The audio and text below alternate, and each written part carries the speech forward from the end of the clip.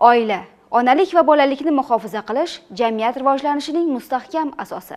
O'zbekiston tajribasi.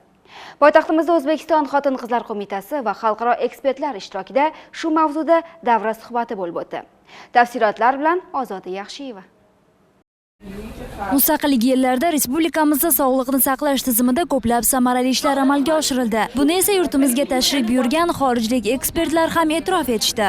Ular poytaxtimizdagi Jurjoniy mahallasida joylashgan 23-oilaviy poliklinikasida bo'lib, u yerda istiqomat qiluvchi aholiga ko'rsatilayotgan xizmat turlari va yaratilayotgan shart-sharoitlar bilan tanishishdi. Aholi sonimiz 1800 ta. 2006-yilda ishga tushirilgan mazkur poliklinikada 46 nafar patronaj hamshiralar faoliyat olib borishadi.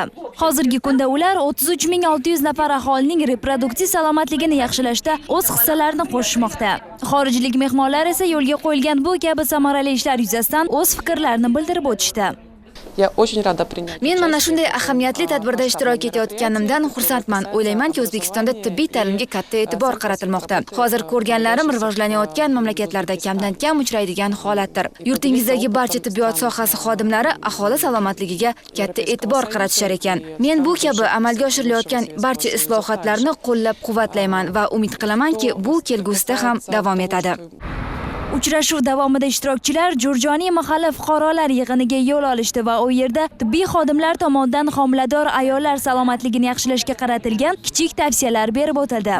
Issalar bo'ladi va qattiq issalar bo'ladi. Biz chet el ekspert mehmonlarimizga O'zbekiston Respublikasida mavjud har bir mahallalarda salomatlik sektorlari faoliyati orqali olib borilayotgan aholining salomatligini yanada mustahkamlashga qaratilgan onalar, bolalar, o'smirlar, umuman O'zbekiston aholisini salomatligini saqlashga qaratilgan davlat va jamoat tashkilotlari hamkorligida olib borilgan ishlarni ko'rsatdik.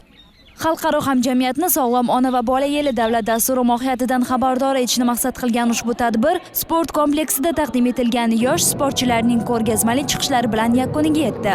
Ozoda Yaxshiyeva, Akmal Abduqodirov, O'zbekiston onlayn informatsion dasturi uchun. O'zbek davlat drama teatrida so'z mulkining sultoni Alisher Navoiyning Sabai sayyor asari asosida Ikki qalb afsonasi nomli yangi spektaklning premyerasi bo'lib o'tdi.